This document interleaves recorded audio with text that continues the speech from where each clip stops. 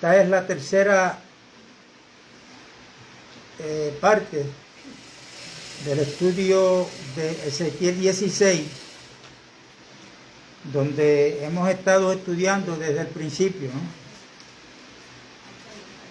la maldad de Sodoma, recordando que Dios a través del profeta Ezequiel toma a Sodoma y sus costumbres para compararla con su pueblo, con su nación,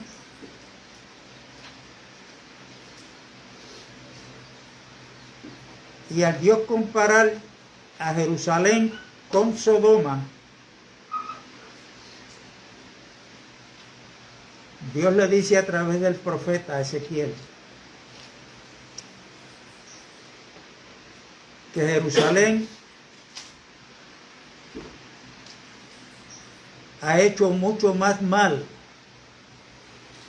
que la misma Sodoma.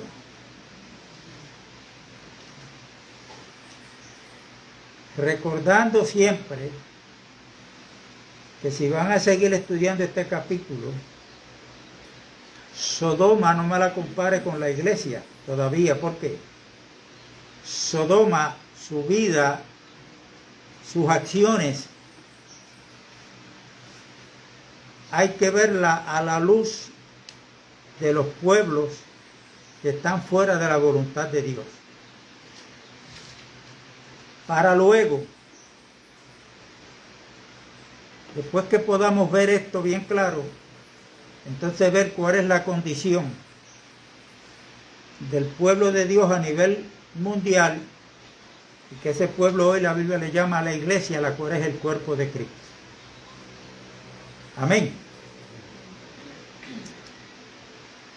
Y la maldad de Sodoma, como dice en Ezequiel 16, a modo de recordar, dice que, verso 49, aquí que esta fue la maldad de Sodoma, tu hermana, soberbia, saciedad de pan y abundancia de ociosidad tuvieron ella y sus hijas. No fortaleció la mano del afligido y del menesteroso. Recuerden que comienza con la palabra soberbia. Tengo un diccionario que, buscando esa palabra en hebreo, significa gaón, se dice gaón. Pero cuando usted termina lo que Dios está hablando a través del profeta, al final dice que se llenaron de soberbia. La palabra la busqué también en hebreo en el diccionario, no se la voy a decir porque no la sé pronunciar. Pero los que tengan diccionario, búsquenla, y el que no tenga diccionario, que compre uno. Amén. Si les gusta estudiar. Y se llenaron de soberbia, es cuando se llega al límite.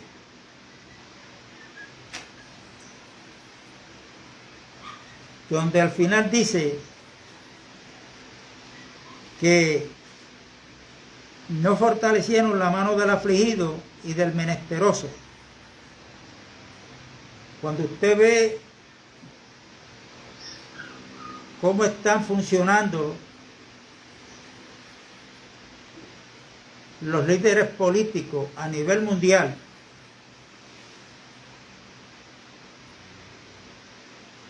yo quisiera saber de algunos de ellos que están preocupados por los pobres, por los necesitados.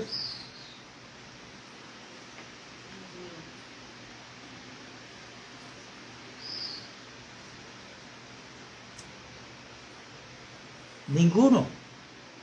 Todos están buscando para llenar su propio vientre, sus propias arcas.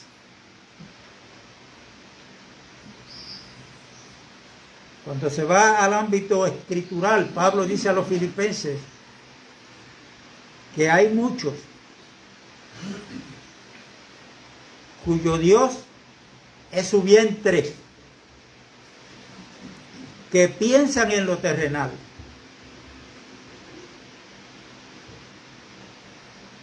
Pablo dice, pero nuestra ciudadanía no es terrenal, está en los cielos. Tenemos que entender, basado en las Escrituras y en esa específicamente, que somos peregrinos y extranjeros, a la luz de la oración que hizo Cristo, que está en Juan 17, donde está orando por los de él. Le dice al Padre, eran del mundo y tú me los diste. Ya no son del mundo. Los voy a dejar en el mundo, pero no son del mundo. Ya no somos de aquí. Ese Cristo oró por los que estaban a su alrededor, que habían creído en el pasado, pero también nos incluyó a nosotros. Cuando dijo, también oro y te pido, Padre, por los que han de creer por la palabra de ellos. La palabra de los apóstoles era la palabra de Cristo, que había sido revelada a ellos.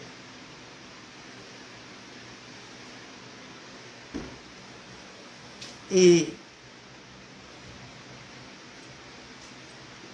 por ejemplo, Estados Unidos, ¿cuánto dinero gastan en esos viajes que están dando para llegar a la luna?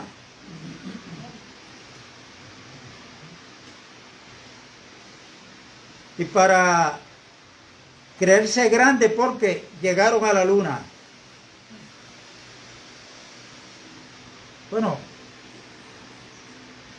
Satanás quiso tener un trono igual que el que tiene Dios y ser igual a Dios. Dijo, aquí que yo subiré más allá de las estrellas, pondré mi trono. En aquel entonces Satanás estaba solo hasta que arrastró una tercera parte de los ángeles. Pero ahora Satanás tiene control de muchas mentes humanas. Y ahí están los científicos, los de la NASA. De hecho, ya están haciendo arreglos para hacer viajes turísticos para la luna. Yo no sé si van a llevar asbesto de aquí de la Tierra para cubrir los cráteres que hay en la luna. Yo digo, pero ¿por qué esta gente que se cree tan grande, que no cuenta con Dios para nada? Porque eso es soberbia. ¿Por qué no tratan de ir al sol? Descubrir a ver lo que hay allí. ¿Ya? Y entonces ahí vemos que las competencias entre las naciones, porque Rusia mandó otro cohete, Japón, qué sé yo, y ahí están.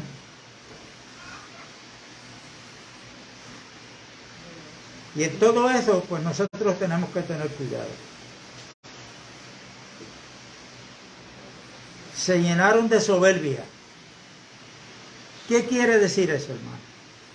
Ahí es donde y cuando podemos hablar de la historia final de Sodoma y de Gomorra.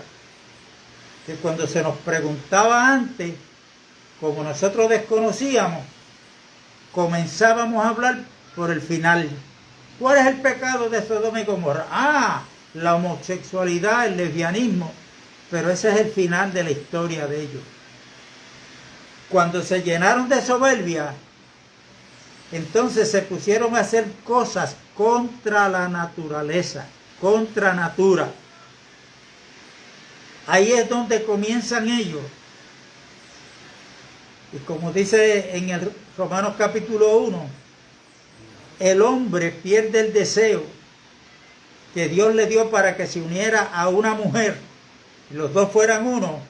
Ahora es que el hombre, la tendencia de hacer este pecado de la sodomía es con el hombre y la mujer con la mujer. Y ese fue el final de su historia.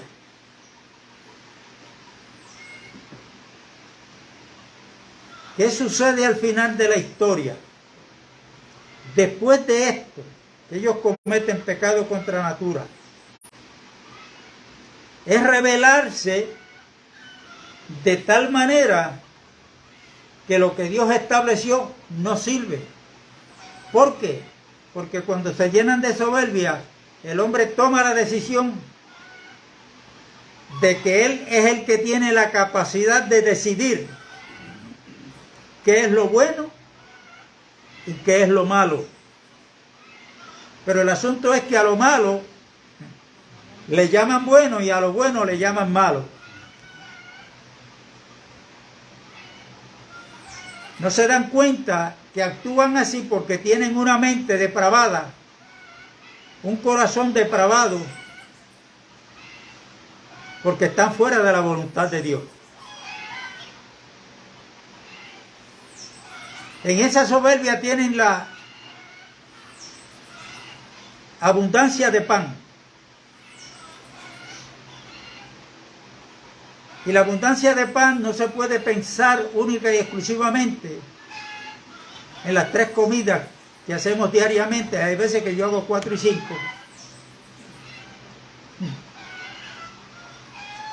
Sino que la abundancia de pan tenemos que verla a la luz del contexto bíblico, de todas las posesiones materiales, de todo lo que es material, que el hombre se cree. El hombre que está fuera de la voluntad de Dios se cree que tiene control de todas las cosas y no se ha dado cuenta que las cosas son los que están tomando control del hombre. ¿Se acuerdan la lectura que leímos de Lucas? El rico que había producido de tal forma que llegó un momento que él dijo, espérate, ya los graneros míos están llenos. Y sigue produciendo, ¿qué voy a hacer? Ah, ya sé. Voy a hacer los más grandes. Después que los hizo, le dice al alma, gózate, alégrate, porque muchos bienes tienes. Hay abundancia de pan para vivir una vida, mire. Pero ¿qué le dijeron? Estuve escuchando a un hermano que en el griego original dice estúpido. ¿Tú no sabes que esta noche vienen a pedir tu alma? Y lo que tú has guardado, ¿para quién será? Y este hermano que ha estudiado griego, eso fue lo que lo sacó a él de ser testigo de Jehová, cuando comenzó a estudiar el Nuevo Testamento, que fue escrito en griego. Y ahí descubrió los errores que tienen los testigos de Jehová y muchas versiones de la Biblia.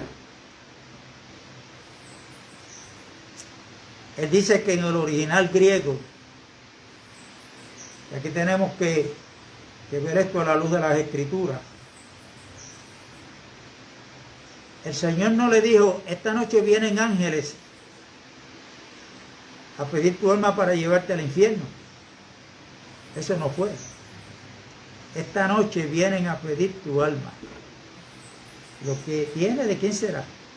Cuando usted va a Génesis capítulo 1, porque para nosotros la noche es cuando oscurece, se ve el sol se pone, dejó de alumbrar y ahí viene la noche. Pero cuando usted va a Génesis capítulo 1, ¿qué es lo que dice? En el principio creó Dios los cielos y la tierra estaba desordenada y vacía. El Espíritu de Dios se movía sobre la faz del abismo. Había tinieblas. Y dijo Dios sea la luz. Y ahí Dios comenzó a separar. A las tinieblas llamó noche. Y a la luz llamó día. Si usted se va renovando en el espíritu de su mente,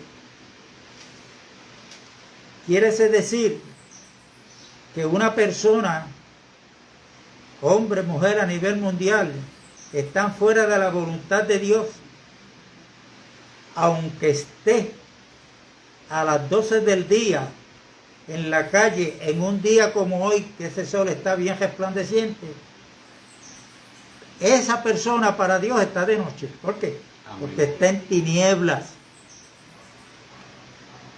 Está en tinieblas. El hombre o la mujer a nivel mundial que no están en Cristo, no importa la hora que sea, para Dios está en tinieblas. Y el que está en tinieblas tiene muchos bienes materiales, como este rico, que se cree que él tiene dominio, control sobre lo que tiene, y no se da cuenta que los bienes materiales, junto con el que está en tinieblas, están tomando posesión de él. Aquí es donde el apóstol Pablo, cuando escribe a los Corintios, dice que cómo debemos caminar. Bueno, el que tenga bienes de este siglo, como si no los tuviera. E inclusive, el que esté viviendo en matrimonio legalmente, como si no lo tuviera también. ¿Por qué? Porque todo lo que pertenece a la tierra es temporero. Dios tiene para nosotros en Cristo todo lo que es eterno. Así es que si usted tiene 5 millones de pesos guardados en el banco, eso no es pecado.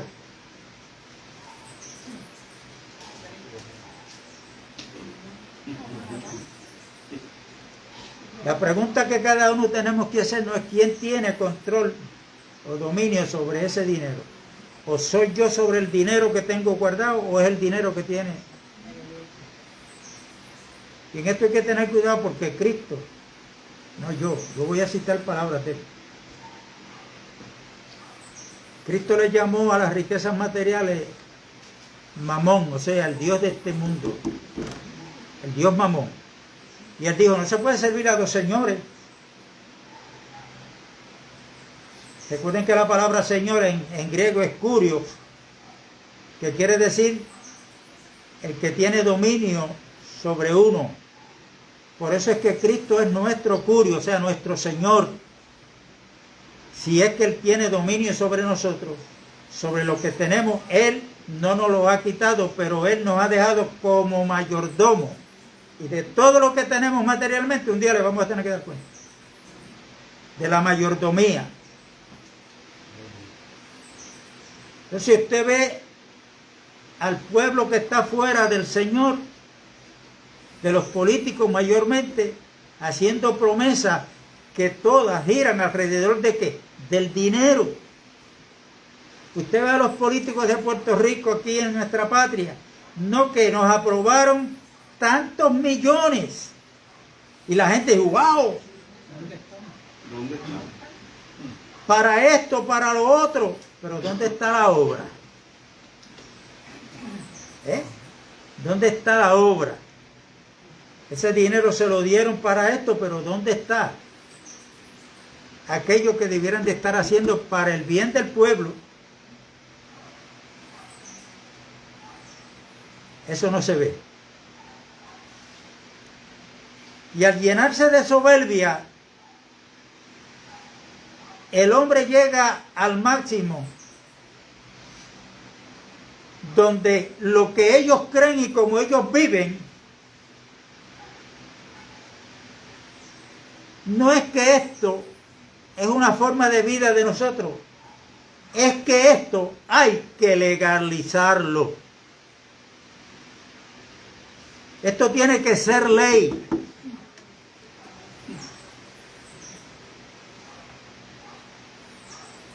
¿Cómo es eso, hermano?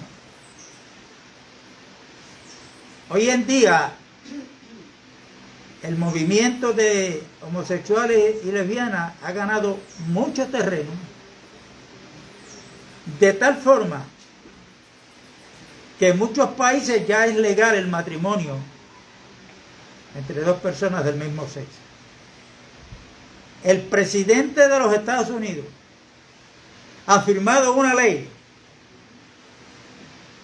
y esa ley es para proteger el matrimonio entre una pareja, del mismo sexo. Entrevistan a una licenciada puertorriqueña que está trabajando para ellos, y ella reconoce que eso fue un paso más de victoria para ellos. Pero ¿qué dijo ella? Todavía falta camino por andar. Y esto se va a dar a nivel mundial, de que ellos van a exigir que esto sea legal. Como el matrimonio entre un hombre y una mujer, hay que poner el matrimonio del mismo sexo al mismo nivel del que Dios estableció. Que eso tiene que ser legal. Y es lo que están buscando, y es lo que ya están logrando en muchos países.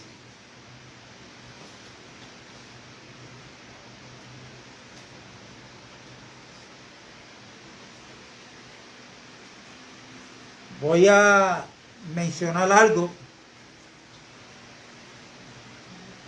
que yo he dicho veces anteriores, hablando de la unidad de la iglesia, por la cual Cristo oró.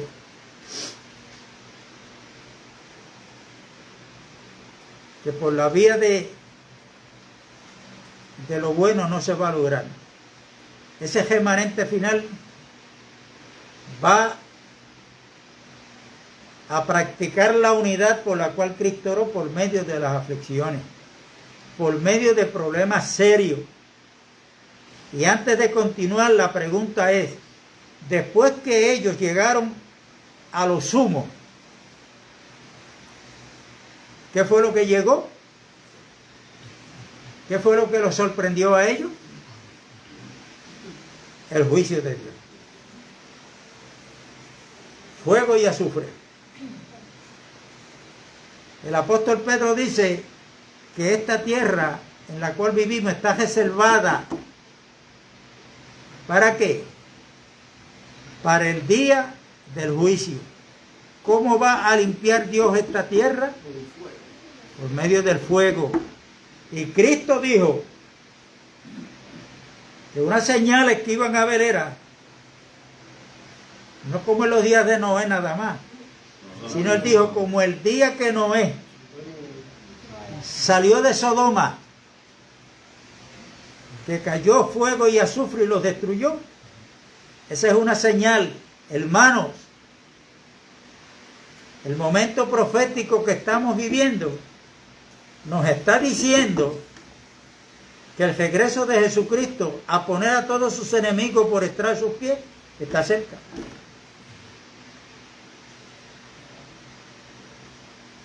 Y esto tiene que servir para que cuando estemos orando, oremos los unos por los otros.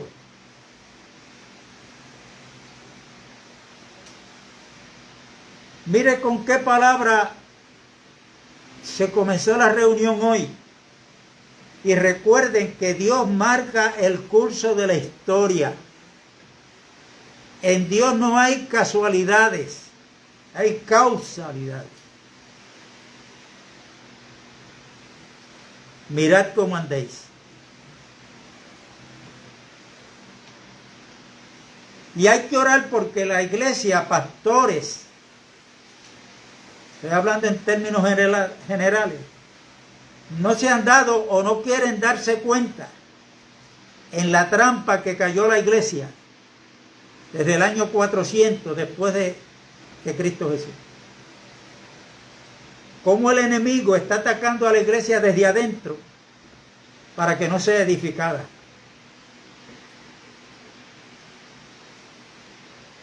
Para que no sea edificada.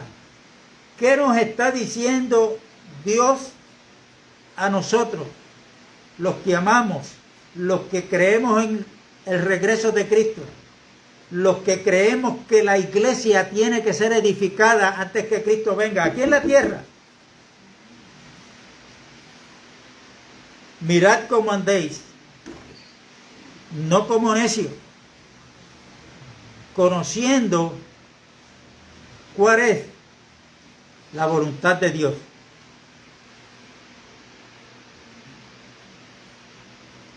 ¿Cuál es la voluntad de Dios? Porque cuando el pecado llegue a lo sumo, es ese momento donde Dios dice, hasta aquí. Hasta aquí llegué. Lo que viene de parte de Dios es el juicio. Ahora, antes que cayera el fuego para destruir la ciudad de Sodoma,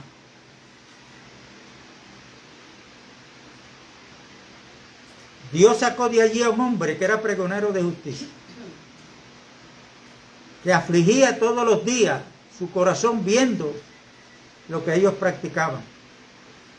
Él sabía que estaba en contra de la voluntad de Dios. Ese fue el otro. Los yernos no lo quisieron creer.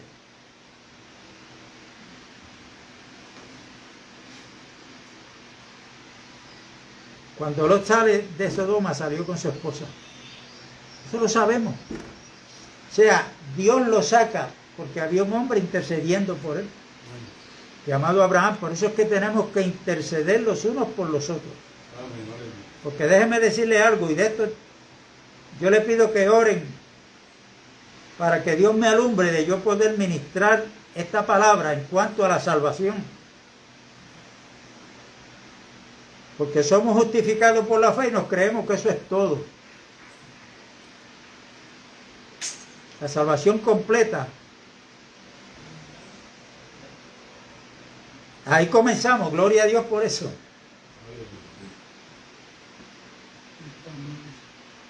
Pero Dios quiere salvarnos, no solamente del pecado. Dios quiere salvarnos de muchas cosas. Y nosotros estamos llamados, como dice Romanos capítulo 12, del verso 1 al 3. Pablo dice que rogaba por la misericordia de Dios. ¿Verdad que sí? Que debemos renovarnos en el espíritu de nuestra mente para que sepamos, conozcamos cuál es la buena y perfecta voluntad de Dios, agradable y perfecta. Bueno, la voluntad de Dios no es que seamos muchos. La voluntad de Dios es que seamos ¿cuántos? Uno.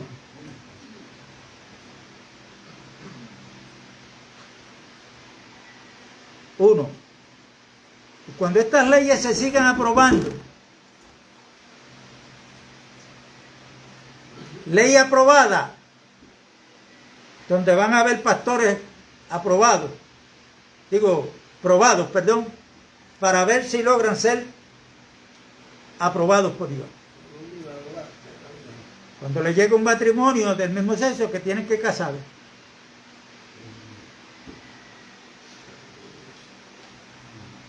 y ya hay congregaciones evangélicas que los pastores han cedido y están casando matrimonios del mismo sexo. Hay una de homosexuales, una congregación. Hay una mujer que es pastora y ellas aplican el texto bíblico cuando Jesús dijo: yo tengo otras ovejas que no son de este redil, a ellas también me conviene ir a buscar. Han interpretado ese versículo bíblico fuera del contexto y esas ovejas son ellas. Pero han sido engañadas, porque las ovejas del redil que Cristo está hablando son los judíos, y esas otras ovejas que no pertenecían a ese redil somos nosotros los gentiles. Y cuando llegó a la cruz los consiguió a los dos, judíos y gentiles, para hacer un solo pueblo.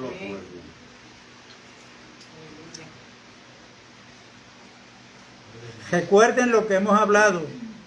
La Biblia se interpreta a ella misma. Amén. Se interpreta ella misma. Pero hay que buscar un poquito aquí, un poquito allá, renglón sobre renglón, línea sobre línea, mandamiento sobre mandamiento.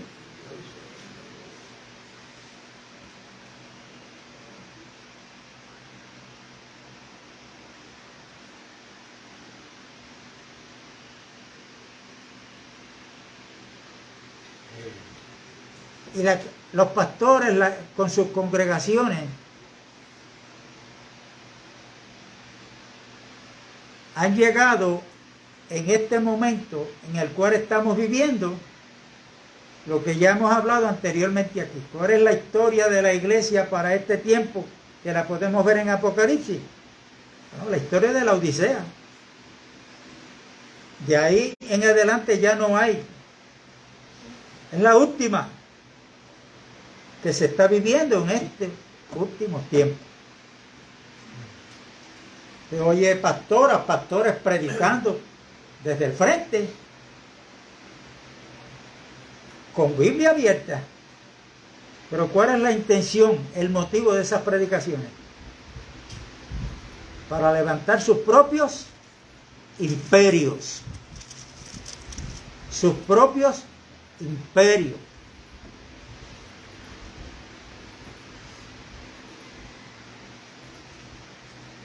La soberbia ha llegado al extremo de que ahora hay una fiebre de apostolitis, ¿cómo es? Mire que esto es nombrando pastor a todo el mundo por ahí para abajo, tanto hombres como mujeres. Pero cuando usted estudia a la luz de la Escritura que era un apóstol, que era un enviado, no uno que se retiene detrás de un púlpito, uno que ha sido enviado en medio de lobos a predicar el evangelio, a decirle a la gente: arrepiéntanse porque Cristo viene pronto. Se está hoy predicando un evangelio de oferta, pero el evangelio que encontramos en la Biblia, y eso comenzó del año 400 después de Cristo, cuando lo importante es, o la razón de ser de tú ser cristiano, es que hayas nacido en el planeta Tierra. Ya tú eres cristiano, que ahí es donde sale Constantino con la única religión que se le llamó católica y se llama hasta el día de hoy católica. Entonces se comienza a predicar un evangelio sin el llamado al arrepentimiento.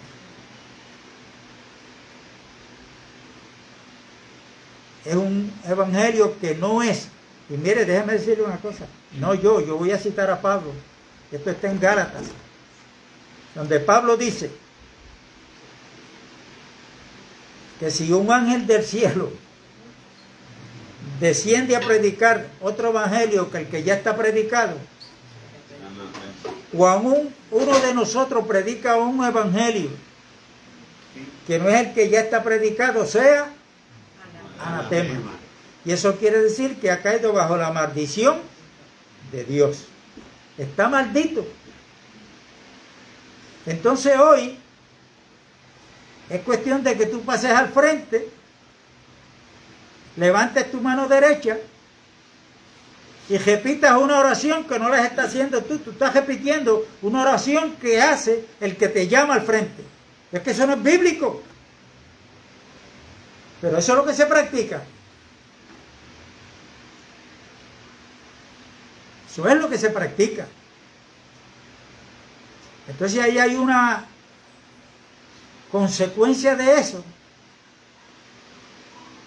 Que lo importante es que tú te congregues, que lleves la ofrenda y el diezmo, y que esperes a Cristo, que Cristo viene por ti el día menos pensado.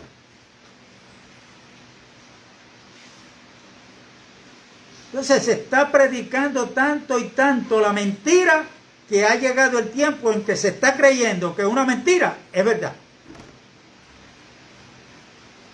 Entonces uno le habla y miren a ver si no fue lo que Adán cometió al principio, la soberbia.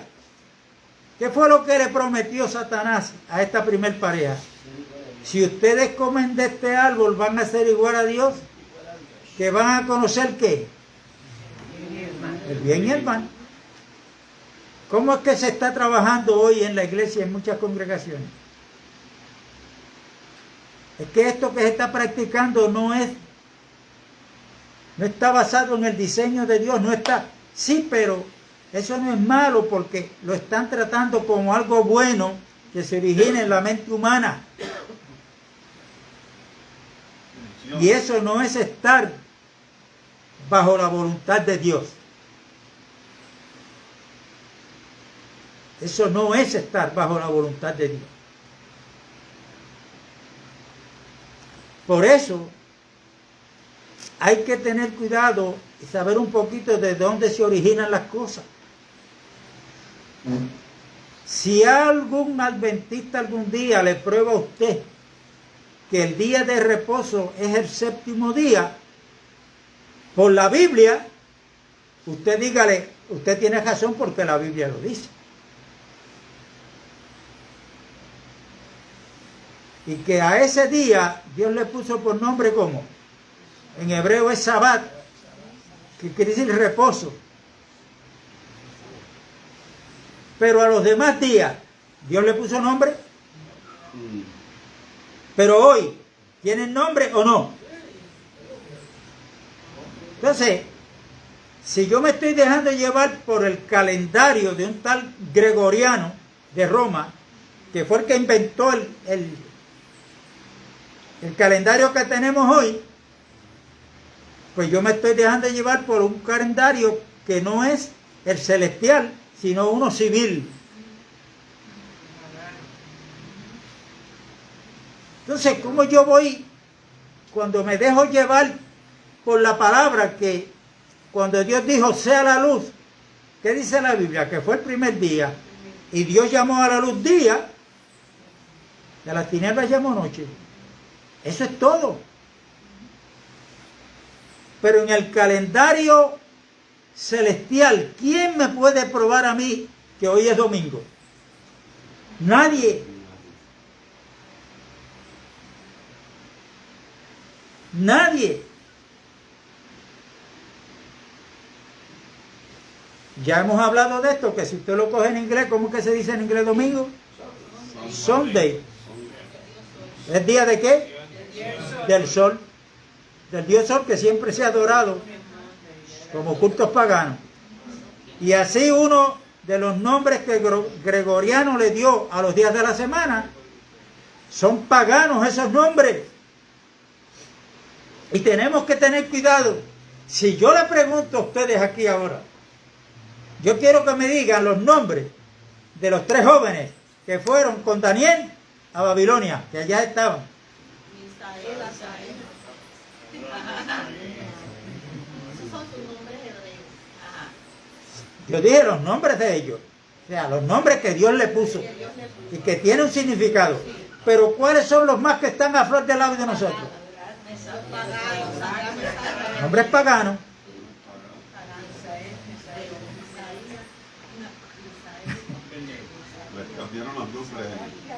Entonces nosotros los estamos llamando como los llamaron allá en Babilonia. Nombres paganos. Que eran nombres de dioses paganos. Eso está pasando con los días. Por eso el apóstol Pedro nos dice, si alguno habla, hable conforme a la palabra de Dios. Conforme a la palabra de Dios. Como le dije ahorita, hermano, yo creo que es tiempo que debemos de aprender a orar.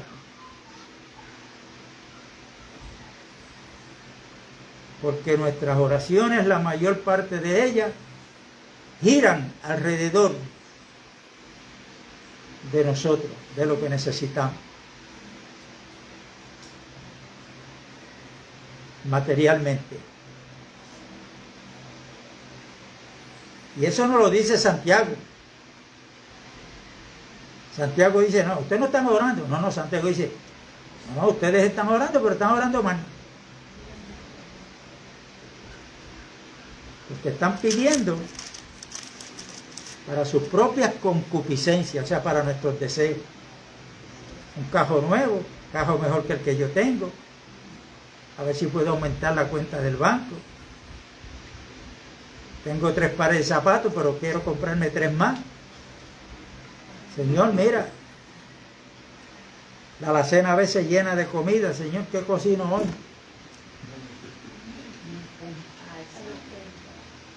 No nos damos cuenta, hermano. ¿Por qué? Porque nosotros Dios nos ha llamado del reino de las tinieblas, donde Cristo, cuando habla en Mateo 6, dice que esas son las costumbres de los gentiles. Él dice, busquen del reino de Dios y su justicia primero, que todo lo demás vendrá por añadidura. Nosotros oramos por las añadiduras primero, para ver si luego hay tiempo para buscar del reino. Porque todas estas cosas son las que buscan los gentiles. Y esto lo tenemos claro, todavía más claro, cuando cogemos al pueblo de Israel, que Dios lo saca de Egipto. Allí, la sangre del cordero, estando ellos en Egipto. ¿Dónde nosotros estábamos antes de venir a Cristo? En el mundo. Egipto es tipo del mundo. Efesios 2. Y nosotros estando muertos en delitos y pecados, ¿dónde estábamos? En el mundo. Dios nos dio vida juntamente con Cristo. ¿Dónde estaba el pueblo de Dios cuando iba a pasar el ángel de la muerte? En Egipto. Pero estaban dentro de las casas donde Dios le dijo que pusieran la sangre del cordero de la Pascua en los dinteles de las puertas por la parte de afuera, porque ellos no tenían que ver la sangre, era el ángel. El ángel cuando pase va a ver la sangre y va a pasar por alto. Ese significa la palabra Pascua, pasar por alto. Allí Dios los salvó de la muerte por la sangre del cordero. Mire a ver si eso no es lo que aquí se leyó hoy, está en Efesios 2. Pero es que esa no es la salvación, ese es el inicio. Ahí es que Dios comienza. Ahora Dios quiere salvarlos no solamente del ángel de la muerte, sino que ahora quiere salvarlos ¿de qué? De Egipto. Que fue lo que dijo Pedro en el primer mensaje, cuando aquellos le dijeron, varones, ¿qué tenemos que hacer? Pedro le dijo, arrepentíos y bautícese cada uno de vosotros en el nombre de Jesús y recibiréis el perdón de pecados. Van a ser perdonados si se arrepienten y van a recibir la promesa del Espíritu Santo, porque para ustedes es la promesa y para los que están lejos también. Lo dejó ahí. Si ellos se salvan, si arrepienten,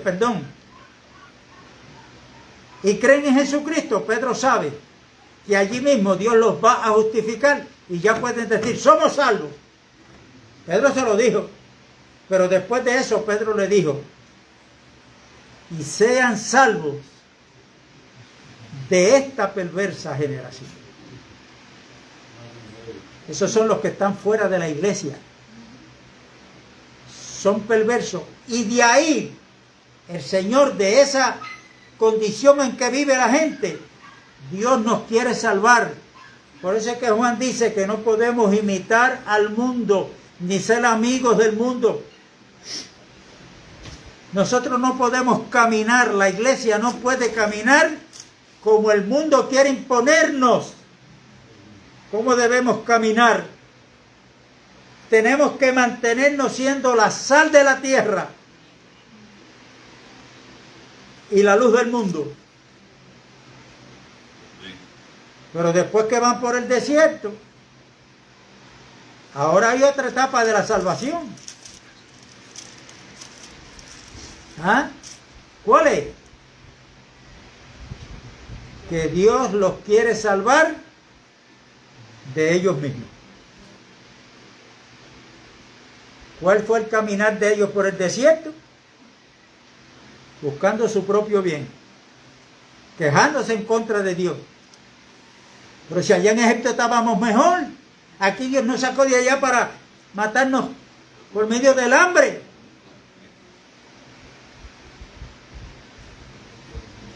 Si no se entiende, si no se explica esto, hermano, muchos creyentes que han venido al Señor por no haber sido discipulados, han tornado para atrás porque ellos han creído que antes de estar en la iglesia las cosas les iban mejor. Pero es que ellos desconocen porque no se les ha enseñado las etapas de la salvación, y una de ellas es, yo creo que la más que le cuesta a Dios, es salvarnos de nosotros mismos.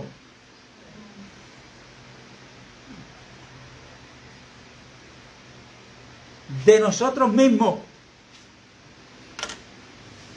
Yo tengo un pensamiento aquí, y yo dije, se lo voy a decir a la iglesia.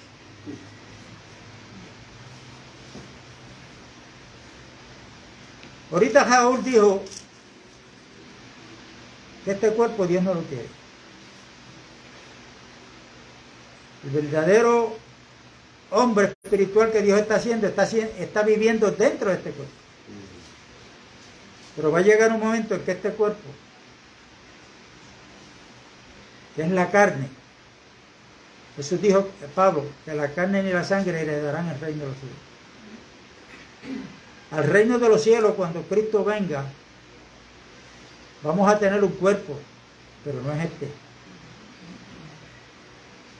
Uno será tomado y el otro dejado. El que es dejado, ese cuerpo adámico, donde está la ley del pecado. Y lo que va a ser tomado es lo que tenemos dentro, que Dios está edificando. Y que Dios nos va a revestir con ese nuevo hombre, que todos nos vamos a parecer ¿a quién? A Cristo Jesús. Entonces muchos, sin saber, sin haber sido discipulados, de inmediatamente quieren discipular a otros. Pero ¿cómo lo hacen? Copiándose de lo que ya aquella congregación está en error. Ella viene, o esa mujer o ese hombre, a repetir lo mismo aquí. A donde ahora ellos son pastores, o evangelistas, o apóstoles. Pero no han permitido, primero, que Dios trabaje en ellos. Y este es el pensamiento. Consagrarse a Dios no es trabajar para Él.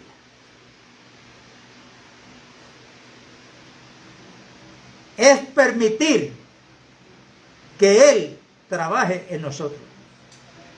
Porque nosotros somos la vasija y Él es el alfarero. Él está trabajando en nuestro interior.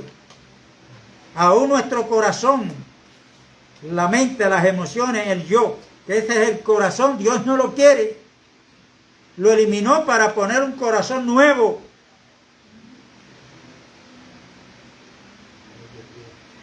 Quien no deja a Dios trabajar en él, escúcheme bien,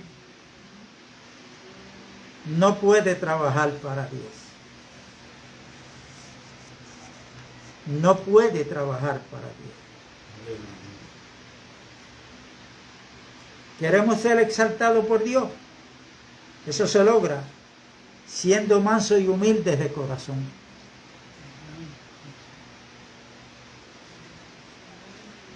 Siendo mansos y humildes de corazón.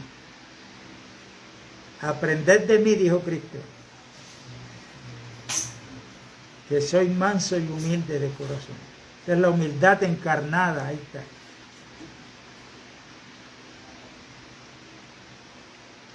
Entonces, volviendo a lo que tiene dominio sobre nosotros, nosotros tenemos que examinarnos a nosotros mismos, como dijo Pablo a los Corintios, examinaos a vosotros mismos si estáis en la fe. Pero no es esa fe que muchos están enseñando, es la fe que proviene de Dios, es la fe de Cristo. Es esa fe que se manifiesta creyendo lo que no vemos, lo que no tenemos, sino mirando las cosas que no se ven, creyendo las que no se ven, porque las que no se ven son eternas. Y las que se ven, sean cual sea el día menos pensado, nos vamos a quedar sin ellas. O ellas se van a quedar sin nosotros. Que yo no sé ni el día ni la hora en que nos llegue la hora. Entonces, tenemos que examinarnos. Y hay una escritura, que esto hace como 35 años que una hermana me dio esa escritura, o sea, me la citó. Esa escritura yo no sé, es la primera vez que lo escucho, pero me dio con buscar. Está en el Salmo 73. Amén. Salmo 73. Lleva como 35 años.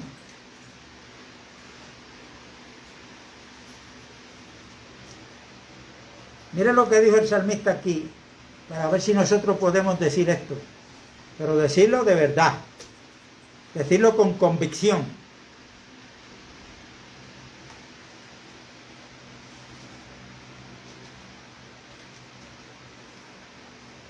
Verso 24 del Salmo 73.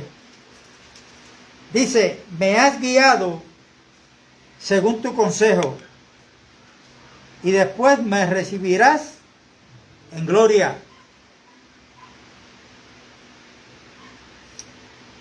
Ahora mire el verso 25. ¿A quién tengo yo en los cielos sino a ti? Eso es una pregunta que se hace el salmista, y que yo meditando a ver si en el cielo yo tengo ¿a quién? Bueno, hoy hay muchas creencias, que mucho pueblo que está siendo engañado, que la persona, mami, papi, mi hermano murió, pero están en el seno del Señor, ahora ellos interceden por mí. O la asunción de María, porque Dios se la llevó. María intercede por mí. Eso yo lo creía antes. O Pedro, que le entregaron la llave, que es el que tiene la puerta. Mal interpretado eso. Es el que decide el que va a entrar y el que decide el que no va a entrar. Mal interpretado esa escritura.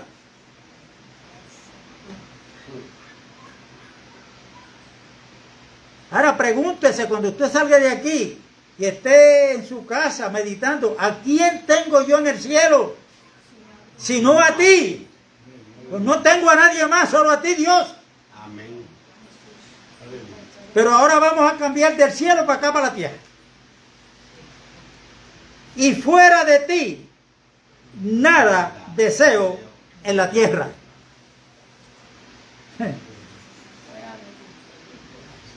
Nada fuera de ti deseo en la tierra.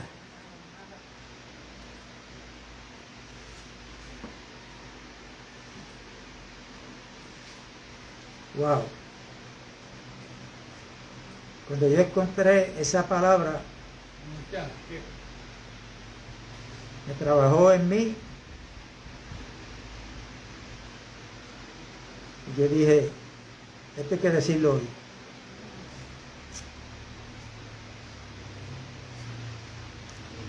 Porque tenemos que tener cuidado, porque el Señor nos hace una advertencia, la dijimos y vamos a repetirla para concluir. Que consideráramos a la mujer de Lot. Porque el Señor les dijo, salgan. No querían salir. Que salgan. Que al fallar el día, que ya estaba al amanecer, los yernos de Lot creían que él estaba hablando disparate, no le quisieron creer. Y si el ángel no coge por el brazo a Lot y a su mujer, Entonces que Judas dice, fuérzalos a entrar. No te canses, porque cuando tú le predicas a una vida y no se convierte a la semana, al mes, al año, pasan 2 años y Dios te la presenta y te da oportunidad de hablarle, no cedas ni un paso para atrás, porque el que ella se salve, el que ella venga a Cristo no depende de ti, no depende de mí, depende de Dios, que ese día el Espíritu Santo la va a tocar. Amén. Y ahí va, hermano, porque es que yo le he predicado tanto. Bueno, Dios a través de Jeremías dice, no es mi palabra como fuego y como martillo que quebranta la piedra. No hay corazones de piedra, claro que sí, pero vamos a seguirle dando con la palabra. Eso no nos toca a nosotros romper ese corazón.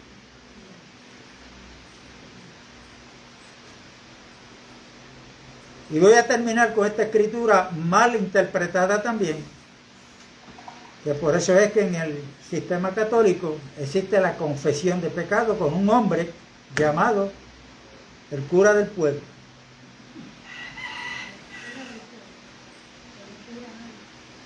Con esta terminamos.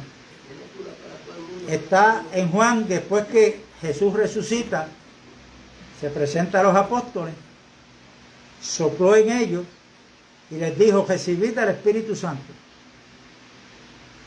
Como el Padre me envió a mí, así yo los envío a ustedes. Aquí está la palabra. A quienes ustedes le perdonen los pecados, que serán perdonados.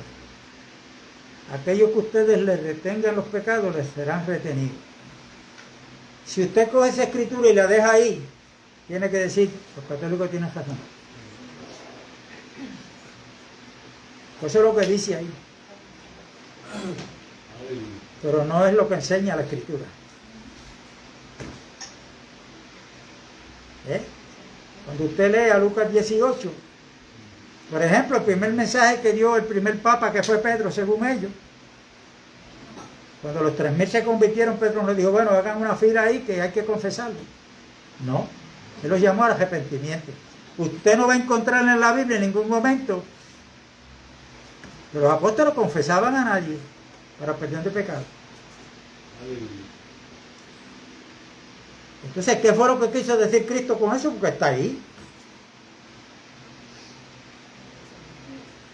Está el pecado que nosotros heredamos de Adán, que nos causó la muerte espiritual.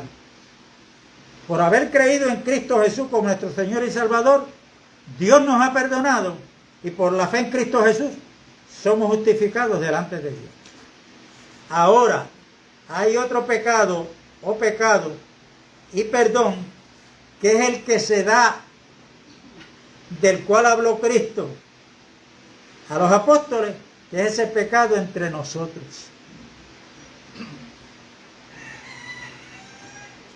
Usted léase ahí.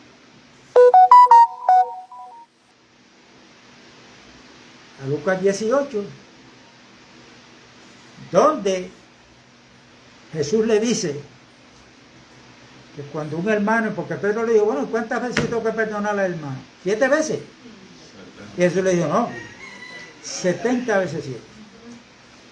Entonces Jesucristo sigue dándole las instrucciones y dice que cuando ahora habla a nivel de congregación, cuando haya uno llamando a su hermano que comete un pecado contra ti, vete y habla con él solo. Si ese hermano se capacita y te dice, mira, tú tienes razón, perdóname, y tú lo perdonas, ese es el pecado que está hablando Jesucristo. Porque la iglesia tiene poder para perdonar pecados, pero es entre nosotros. Si no te oye a ti, búscate 2 testigos y vuelve donde él.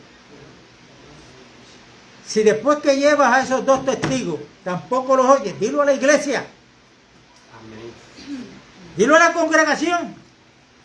Si no oye a la iglesia, aquí viene la autoridad que Cristo le dijo. Sácalo para afuera y tenlo por gentil y publicano. Autoridad delegada a los apóstoles para inclusive sacar a uno fuera de la congregación cuando no practica el perdón de pecados dentro de nosotros mismos, que bastante que nos tenemos que perdonar los unos a los otros. Amén. La paz de Dios con todos los que están sintonizados viendo y escuchando. Déjame ver si puedo leer los nombres aquí. Dios les bendiga a todos. No, letras muy pequeñas. Felipe Josado, Dios te bendiga. Rafael Dávila. Francisco Miranda. No los veo todos. Están bendecidos y vamos a seguir orando por Vivi, por la familia, por Boli, mi hija María, que está en el proceso.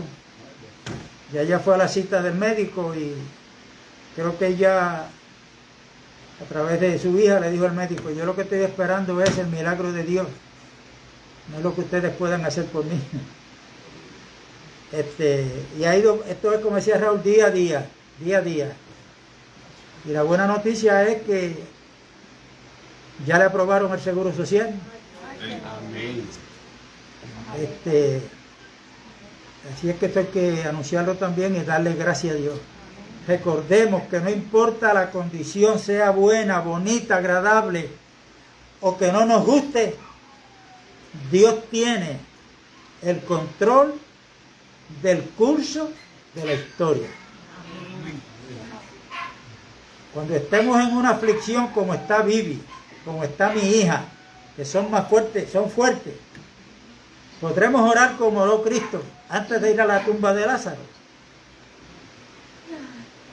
Padre, glorifícate. Glorifícate. Yo sé que tú siempre me oyes. Glorifícate. A veces nos dejamos llevar por lo que escuchamos, por lo que oímos. No, porque Cristo dijo: hasta ahora nada habéis pedido al Padre, pero ahora, de ahora en adelante, todo lo que pidan al Padre en mi nombre, lo van a tener. Cogemos ese versículo de ahí, lo sacamos fuera de la Biblia, hacemos una administración con una mala enseñanza. Pero cuando el Señor fue como al principio poniendo las cosas en orden, le reveló a Juan: sí, van a tener sus peticiones contestadas, pero es cuando pidan conforme a la voluntad de Dios. Amén. Amén. La paz de Dios es con todos. Amén.